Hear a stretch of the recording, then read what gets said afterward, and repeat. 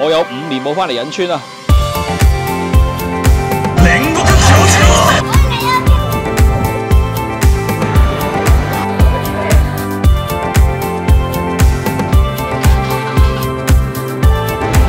哇！開燈啊！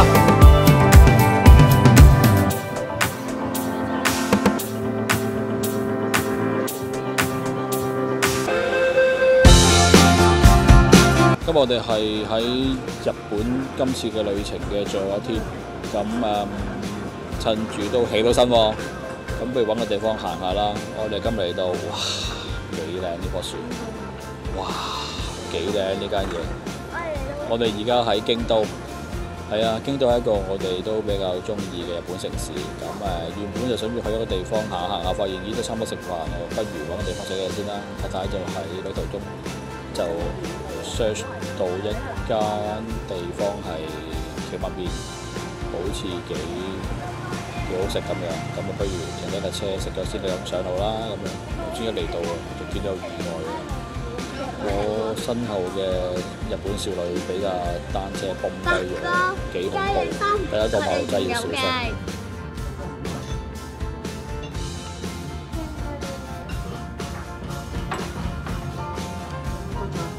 邊邊嗰個叫嘅咧就係呢個出名嘅鴨肉蘇啊！佢呢度咧就提供咗一壺熱水俾你，食完之後咧就倒翻落啲鴨湯度，咁啊飲咗佢。咁我咧就叫天婦羅加呢個烏龍茶，太太同埋邊個都係噶啦。咁由於佢呢度個鴨係出名啦，所以我哋叫多咗碟鴨。咁另外咧呢樣豆腐出名嘅，所以我都叫呢個豆腐沙律。食完啦，都整體都幾好食嘅，都好大份喎。我最欣賞都係佢個蕎麥麵，蕎麥麵就爽彈好味。豆腐同埋鴨雖然出名，但係我又真係唔知道點樣先食出個特別嘅地方喺邊度。而家我哋趕去景點啦。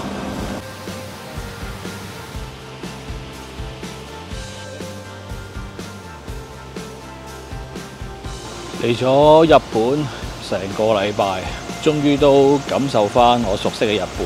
我哋咧以前嚟日本咧，好少喺呢個鬧市度生活、玩同買嘢。我真係享受日本嘅鄉郊，因為始終香港都煩囂到不得了。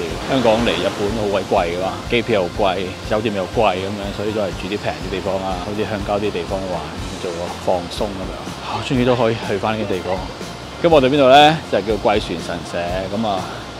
我哋都唔係好清楚咩嚟嘅，未有介紹。咁然後又上網睇過下，係一啲關於保護呢個海事啊，定係水利相關嘅神社嘅總壇咁樣。頭先食完嘢過嚟都要半個鐘，咁啊好期待係一個點樣嘅地方。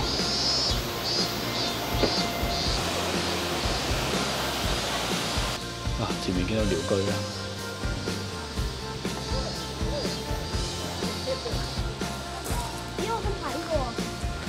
一嚟到咧，就見到好多燈籠，同埋一個好長嘅樓梯上去咯。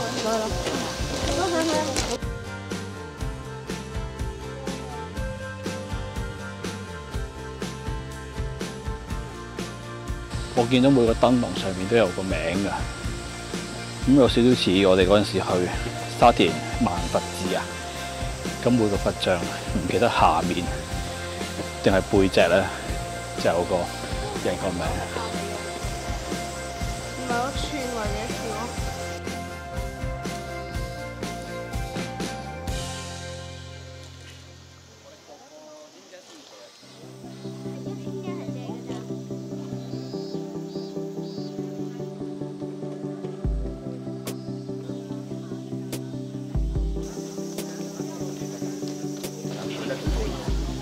咦，流落水度啊！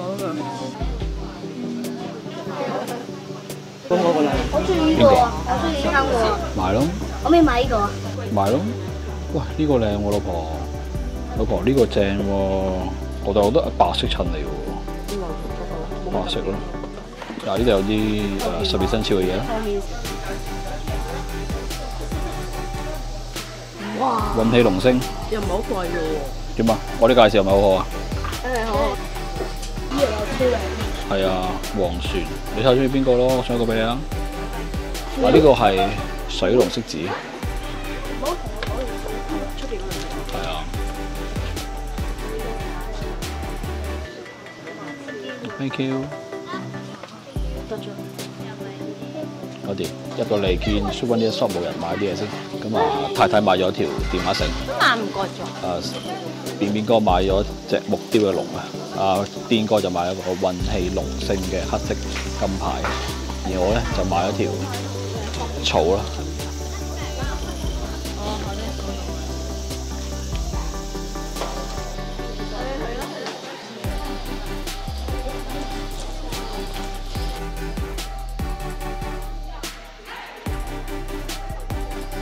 哇！竟然遇着佢啱啱要收錢，好似好有甩咁啊！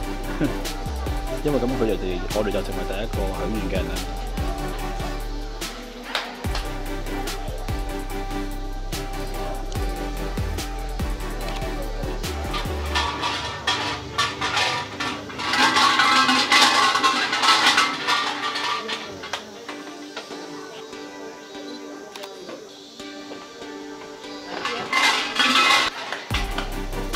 你成為咗第一個許願嘅人。哦，係咩？係啊，因為佢收完錢之後，你個錢係第一個落個箱嗰度，你係第二個。有 feel 㗎，你唔覺得行呢度好舒服咩？就算35度都好涼㗎。